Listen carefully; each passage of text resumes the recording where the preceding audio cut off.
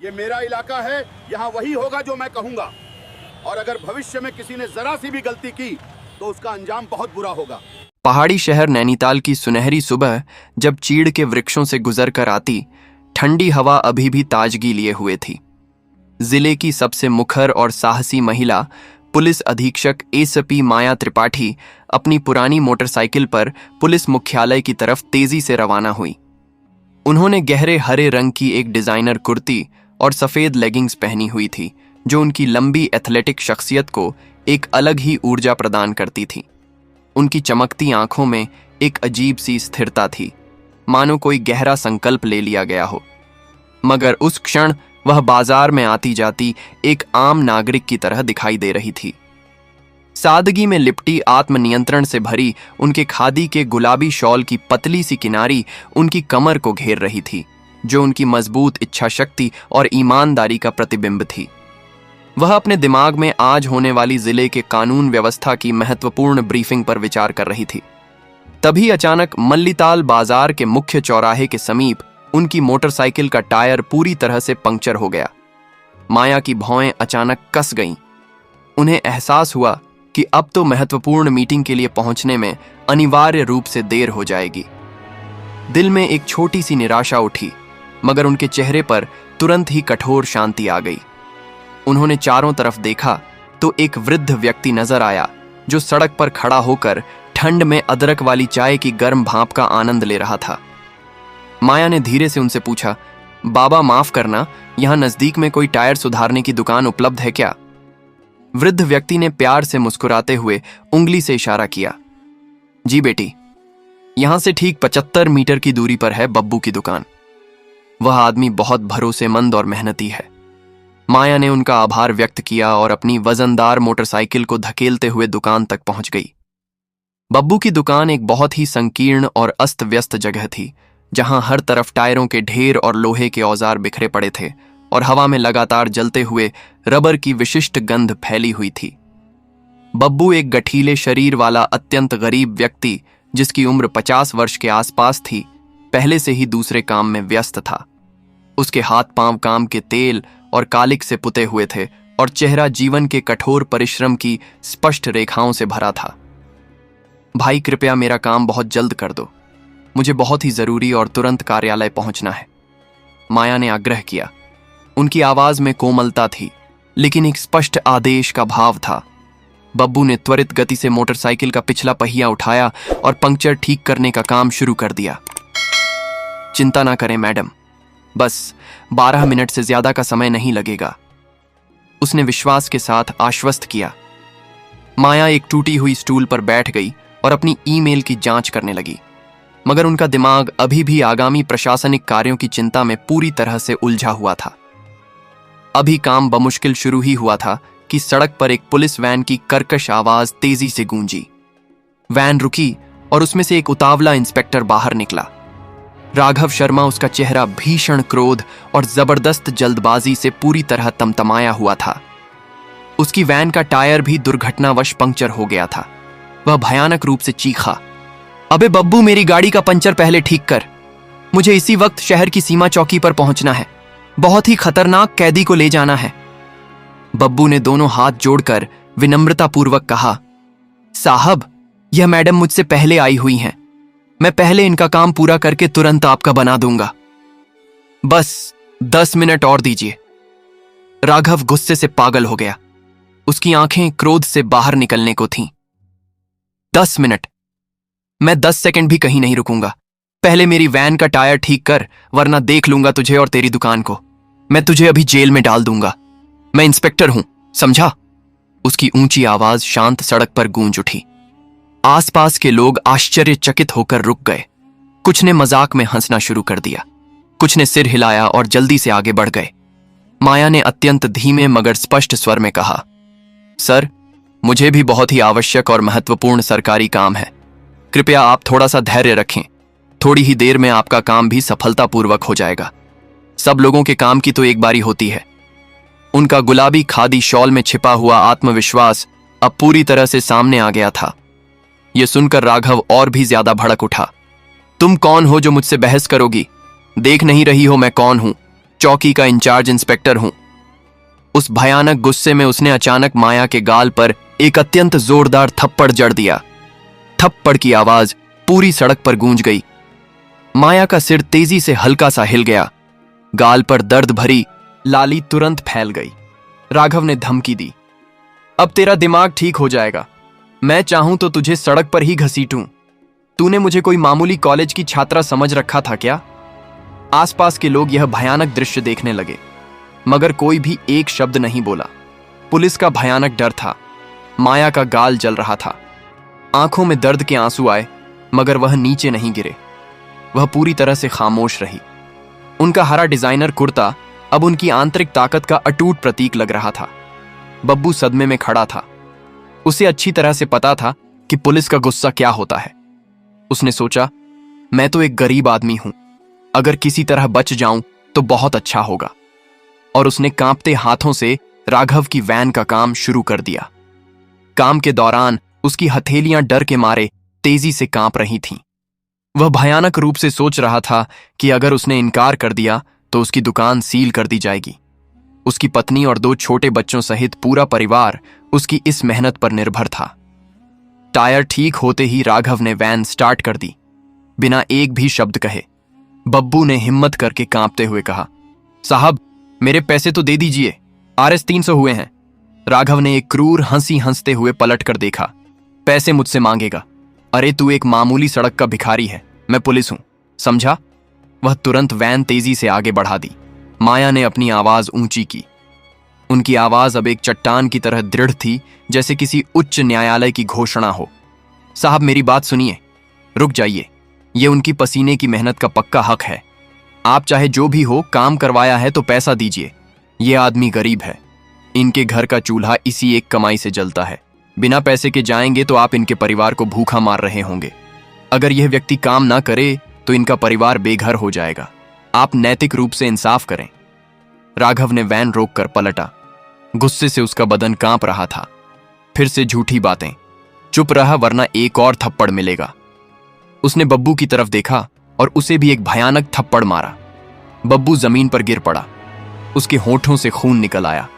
वह तुरंत हाथ जोड़कर माफी मांगने लगा। साहब माफ कर दें, मैं एक गरीब आदमी हूं। आसपास के सभी लोग यह देख रहे थे। कुछ ने अपने फोन निकालकर वीडियो बनाना शुरू कर दिया, मगर कोई भी मदद करने के लिए आगे नहीं आया। माया ने स्वयं को पूरी तरह संभाला। उनका हरा कुर्ता अब न्याय के प्रतिशोध की आग से धुआं उगल रहा था। उन्होंने तुरंत बब्बू को उठाया। भाई बिल्कुल भी मत डरो, और अपने पर्स से तुरंत RC और निकालकर बब्बू को दे दिए। अपने और राघव के दोनों के पैसे। ये तुम्हारी मेहनत का अधिकार है, इसे ले लो। बब्बू ने मना किया। मैडम आप क्यों दे रही हैं? मगर माया ने जोर देकर कहा, नहीं, ये तुम्हारी पूरी मेहनत है। आखिरकार बब्बू ने पैसे ले लिए। उसकी आंखों में आंसू थे, न गुस्से के, न ही दर्द के, बल्कि गहरे सम्मान और कृतज्ञता के। माया अपनी मोटरसाइकिल लेकर मुख्यालय पहुंची। वहां बैठकर वह एक पल को पूरी तरह खामोश रही। उनका गाल अभी भी बहुत दर्द कर रहा था। फिर उन्होंने तुरंत अपना फोन उठाया और IAS अधिकारी जिलाधिकारी दीप्ति जैन को कॉल किया। दीप्ति एक बेहद सख्त और निष्पक्ष महिला अधिकारी थी, लंबी और सीधी खड़ी, जिनकी आंखें पूरी तरह से कानून की तरह तेज थीं। वह जिले की सबसे निर्भीक अधिकारी थी, जिन्होंने कई भ्रष्ट अधिकारियों को उनकी साह दिलवाई थी। माया ने सारी घटना बहुत ही विस्तार से उन्हें बताई। दीप्ति जी, एक इंस्पेक्टर ने सरेआम एक गरीब को पीटा, मुझ पर हाथ उठाया। यह सब हमारी व्यवस्था को जर्जर कर रहा है। ऐसा बिल्कुल नहीं चल सकता। दीप्ति की आवाज फोन पर भी तुरंत कठोर हो उठी। माया, यह तो एक जघन्य अपराध है। अगर हमारे जिले में यह सब हो रहा है तो मैं आज ही तुरंत और कठोर कार्यवाही करूंगी। मुझे तुम्हें उसे निलंबित करवाने और सज्जा दिलवाने में पूरा सहयोग चाहिए। माया बोली। जी। अपनी पूरी प्रशासनिक ताकत से फोन रखते ही दीप्ति तुरंत पुलिस थाना की तरफ रवाना हुई। थाना एक बहुत पुरानी जर्जर इमारत थी, जहां दीवारों का रंग पूरी तरह से उतर चुका था और हवा में लगातार पुरानी सिगरेट की गंध फैली हुई थी। अंदर राघव अपनी कुर्सी पर दोनों पैर रखे बैठा था, जैसे कोई कुख्यात अपराधी हो, अफसर नहीं। उसके सामने एक पुराना छोटा सा पंखा चल रहा था और वह चाय की चुस्की ले रहा था। दीप्ति को देखते ही वह तुरंत झटके से उठा, पैर नीचे किए और हकलाते हुए बोला, 3 नमस्ते मैडम, आप यहां कैसे? कोई काम? दीप्ति ने उसे ठंडी और गहरी निगाहों से घूरा। उनकी आवाज में इस्पात की कठोरता थी। हां, बहुत ही बद्दा काम। तुम्हारी गंभीर शिकायत मिली है। कल सड़क पर तुमने एक गरीब टायर वाले को मारा, उसका हाथ छीनाज और जिले की एसपी माया त्रिपाठी पर हाथ उठाया। मैं इसकी विस्तृत जांच करने आई हूं। बताओ, क्या कहना है तुम्हारा? राघव के पैरों तले की जमीन पूरी तरह से खिसक गई। उसका चेहरा खून से रहित पूरी तरह फीका पड़ गया। उसके हाथ कांपने लगे। मैडम, मुझे सच में नहीं पता था कि वह एसपी साहिबा हैं। मैंने उन्हें कोई आम महिला समझा था। मुझसे भयानक गलती हो गई। माफ कर दें, मुझे बहुत काम का तनाव था। टायर पंक्चर हुआ तो गुस्सा आ गया। वह तुरंत घुटनों पर बैठने को तैयार था। दीप्ति बोली, माफी, यह तो एक गंभीर और अक्षम्य अपराध है। तुमने अपनी वर्दी का गलत इस्तेमाल किया। तुमने कानून तोड़ा। कल सुबह जिले के सबसे बड़े ऑडिटोरियम में प्रेस कॉन्फ्रेंस है। वहां बिना किसी शर्त के हाजिर होना। जो भी फैसला होगा उसे मानना होगा। राघव पसीने से भीग गया। रात भर उसे एक पल भी नींद नहीं आई। वह घर में अपनी पत्नी से लगातार झगड़ा करता रहा। सब इस औरत की वजह से हुआ, मगर अंदर ही अंदर उसका डर और अधिक बढ़ता जा रहा था। मीटिंग की सभी तैयारियां तुरंत शुरू हो गईं। प्लीज, माया त्रिपाठी अपने दफ्तर में I have a बैठी थी। family. हरा कुर्ता अभी भी पहने हुए थी, जो अब उनकी बहादुरी की लड़ाई का प्रतीक बन चुका था। उन्होंने तुरंत बब्बू को फोन किया। भाई, तुम्हें कल मीटिंग में आना है। तुम्हारी सच्ची गवाही आवश्यक है। बब्बू घबराया। मैडम, मैं एक मामूली गरीब आदमी हूं। ऐसे बड़े अफसरों और मीडिया के सामने कैसे आऊंगा? माया ने उसे दृढ़ता से आश्वासन दिया, डरो मत, मैं स्वयं तुम्हारे साथ खड़ी हूं। दूसरी तरफ राघव ने अपने एक पुराने दोस्त, एक सीनियर डीएसपी को फोन किया। यार प्लीज मेरी सहायता कर। यह तो मेरी नौकरी पूरी तरह से छीनने का सीधा प्लान है। दोस्त ने ठंडे लहजे में कहा। आराम से मैं कुछ प्रभावशाली लोगों से बात कर लेता हूं, देखते हैं क्या हो सकता है। मगर राघव को यह नहीं पता था कि दीप्ति ने पहले ही उनके फोन की सभी कॉल ट्रेस करवा ली थी। एक छोटी सी षड्यंत्र का सुराग उन्हें मिल गया था। दीप्ति ने माया को बताया, यह अकेला नहीं है, यह शायद भ्रष्ट अफसरों का एक छोटा नेटवर्क है। कल सब कुछ खुल जाएगा। माया की आंखों में चमक आ गई। ठीक है, तब तो इंसाफ पूरी तरह से होगा। रात भर दोनों अधिकारियों ने सभी आवश्यक दस्तावेज तैयार किए, मीडिया को बुलाया और आम जनता को स्पष्ट संदेश दिया। कल सच्चाई और इंसाफ की बड़ी लड़ाई देखें। भीड़ तेजी से बढ़ती जा रही थी। सोशल मीडिया पर घटना के वीडियो वायरल हो रहे थे। पुलिस बनाम आम आदमी का इंसाफ। अगली सुबह जिले के सबसे बड़े ऑडिटोरियम के बाहर मीडिया की भारी भीड़ जमा हो गई। सभी के कैमरे, माइक, लोग, सबकी जुबान पर एक ही बात थी। इंस्पेक्टर ने ईएसपी को थप्पड़ मारा, एक गरीब को भी पीटा। अब क्या होगा? हॉल के बाहर एक छोटा सा शांतिपूर्ण विरोध प्रदर्शन भी शुरू हो गया था, जहां गरीब मजदूर नारे लगा रहे थे, पुलिस हमारी असली दोस्त, ना कि दुश्मन। हॉल के अंदर माया त्रिपाठी बैठी थी। हरा कुर्ता पहने उनकी शख्सियत अब एक मजबूत न्याय की मूर्ति की तरह थी, मजबूत और अडिग। बाई तरफ दीप्ति जैन, जिनकी आंखें तेज लेजर बीम की तरह थीं। दाईं तरफ एडीएम विक्रम सिंह, जो खामोशी से महत्वपूर्ण नोट्स ले रहे थे। सुबह 9 बजे दरवाजा खुला। 2 पुलिसकर्मियों के साथ राघव अंदर आया। उसका चेहरा पूरी तरह फीका, आंखों के नीचे गहरे काले घेरे थे और उसका हर कदम बुरी तरह कांप रहा था। मीडिया के कैमरे तुरंत उस पर केंद्रित हो गए। फ्लैश चमकने लगी। माया ने माइक उठाया। उनकी आवाज पूरे हॉल में गूंज उठी। सभी को नमस्कार। कल की यह सड़क वाली अप्रिय घटना सिर्फ एक महिला अधिकारी या गरीब से नहीं, बल्कि पूरे प्रशासनिक तंत्र की साख से सीधी जुड़ी है। हम लोग कानून की रक्षा करने के लिए यहां हैं, ना कि उसे तोड़ने के लिए। आज सार्वजनिक रूप से गवाही और सजा का फैसला होगा, ताकि प्रत्येक नागरिक को पता चले कि कानून सबके लिए एकदम बराबर है, चाहे वह एक गरीब हो या एक बद्धा अफसर। जोरदार तालियां गूंजी। हॉल में तुरंत जोश भर गया। सबसे पहले बब्बू को बुलाया गया। वह कांपते हुए कदमों से 4 माइक के पास आया। थप्पड़ का निशान अभी भी उसके चेहरे पर ताजा था। उसने हाथ जोड़कर सबको नमस्कार किया।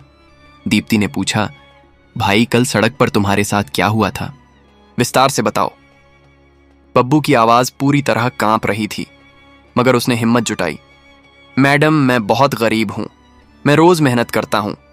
कल एसपी साहिबा की मोटरसाइकिल का टायर बना रहा था कि इंस्पेक्टर साहब आ गए। उन्होंने कहा, पहले मेरा बनाओ। मैंने विनम्रता से विनती की कि 10 मिनट रुकिए, मगर उन्होंने जबरदस्ती की। एसपी साहिबा ने भी कहा कि सबका बराबर हैक है। बस गुस्से में उन्होंने एसपी साहिबा को थप्पड़ मारा, फिर मुझे भी मारा और मेरे पैसे देने से साफ मना कर दिया। मेरा पूरा परिवार भूखा रह गया। उसकी आवाज भर आई, आंखों से आंसू गिरने लगे। हॉल पूरी तरह से सन्नाटे में डूब गया। मीडिया के कैमरे हर भावनात्मक पल को पूरी सतर्कता से कैद कर रहे थे। जनता से गुस्से भरी आवाजें उठीं, शर्म करो, हाय हाय। फिर माया ने स्वयं अपना बयान दिया। उनकी आवाज में दर्द था, मगर अविश्वसनीय ताकत थी। मैंने देखा कि उसने न सिर्फ एक गरीब का मेहनत का हैक छीना, बल्कि उसने कानून की सरासर अवमानना की। अगर जिले का एक इंस्पेक्टर सड़क पर ऐसा करेगा तो आम नागरिकों का क्या हाल होगा? हम रक्षक हैं, हम अपराधी नहीं। यह घटना हमें एक बहुत बड़ी नैतिक शिक्षा देगी। तालियां पड़ी। हॉल जोश से भर गया। अब राघव की बारी थी। वह खड़ा हुआ, पसीने से भीगा माथा पोंछते हुए। मैडम, मैं मानता हूं कि मुझसे भयानक गलती हुई, मगर मैंने जानबूझकर नहीं किया। तनाव बहुत था, काम का दबाव था। माफ कर दें। उसकी बात अधूरी थी कि दीप्ति ने तुरंत टोक दिया, बस ये सब केवल बहाने हैं। तनाव सभी को होता है, मगर इसका यह मतलब बिल्कुल नहीं कि तुम गरीब को पीटो, बड़े अफसर को थप्पड़ मारो और पैसे हड़प लो। तुमने अपनी वर्दी के सम्मान को गहरी ठेस पहुंचाई है। वर्दी सेवा के लिए होती है, गुंडागर्दी के लिए नहीं। जनता की आवाजें तुरंत बुलंद हुईं। ऐसे अफसरों को तत्काल निलंबित करो, बर्दाश्त नहीं। गरीब का खून मत बहाओ। दीप्ति ने माइक को पूरी मजबूती से पकड़ा और अंतिम फैसला घोषित किया। इंस्पेक्टर राघव शर्मा, तुम्हारे खिलाफ एसीपी की गवाही, बब्बू की गवाही और स्पष्ट वीडियो सबूत मौजूद हैं। तुम्हें तत्काल प्रभाव से निलंबित किया जाता है। इसके साथ ही तुम्हारे खिलाफ विभागीय जांच तुरंत शुरू होगी। यदि तुम दोषी पाए गए तो तुम्हें सेवा से बर्खास्त कर दिया जाएगा। भारी जुर्माना लगेगा और तुम्हारे खिलाफ आपराधिक मुकदमा चलेगा। कानून से बड़ा इस देश में कोई नहीं है। हॉल जोरदार तालियों और जस्टिस जस्टिस के नारों से गूंज उठा। बब्बू की आंखों में राहत के आंसू आ गए। उसने हाथ जोड़े। बहुत बहुत शुक्रिया मैडम, आपने मेरा हैकू वापस दिलाया। माया ने उसके कंधे पर अपना हाथ रखा। उनका हरा कुर्ता अब न्याय की निर्णायक जीत का प्रतीक था। अब तुम बिल्कुल भी मत डरो भाई, कानून हमेशा तुम्हारा सच्चा साथी है। दीप्ति ने हॉल की तरफ देखा। यह संदेश हर एक घर तक पहुंचना चाहिए, चाहे कोई कितना भी बड़ा अफसर क्यों ना हो। अगर वह कानून तो देगा तो उसे सजा मिलेगी। उस निर्णायक दिन नैनीताल जिले में न्याय की एक नई और स्पष्ट सुबह हुई। माया त्रिपाठी का हरा डिजाइनर कुर्ता अब सिर्फ कपड़ा नहीं था, वह ताकत, धैर्य और कानूनी इंसाफ की एक जीवंत कथा बन गई थी। मीडिया की हेडलाइंस बन गई। सड़क से ऑडिटोरियम तक अफसर को सबक सिखाने वाली महिला एएसपी की कहानी, और राघव वह अपने घर वापस लौटा, मगर उसकी वर्दी अब सिर्फ एक बुरी और दर्दनाक याद बन चुकी थी। दोस्तों, यह कहानी पूरी तरह से मनोरंजन और शिक्षा के उद्देश्य से बनाई गई है। इसमें दिखाए गए सभी पात्र, घटनाएं और संवाद पूरी तरह से काल्पनिक हैं। किसी भी वास्तविक व्यक्ति, सरकारी संस्था या घटना से इनका कोई संबंध नहीं है। कृपया इसे केवल एक प्रेरणादायक कहानी के रूप में देखें और इसका आनंद लें। हम किसी की भी भावनाओं को ठेस पहुंचाना नहीं चाहते। अगर आपको यह पूरी कहानी पसंद आई हो तो कृपया इसे लाइक करें और ज़्यादा से ज़्यादा लोगों तक शेयर करें। कमेंट करके बताएं कि आपको किस अधिकारी का कौन सा कदम सबसे अच्छा लगा, और हमारे चैनल को सब्सक्राइब करना ना भूलें, क्योंकि हम आपके लिए ऐसी ही प्रेरणादायक और मनोरंजक कहानियां लाते रहेंगे। धन्यवाद।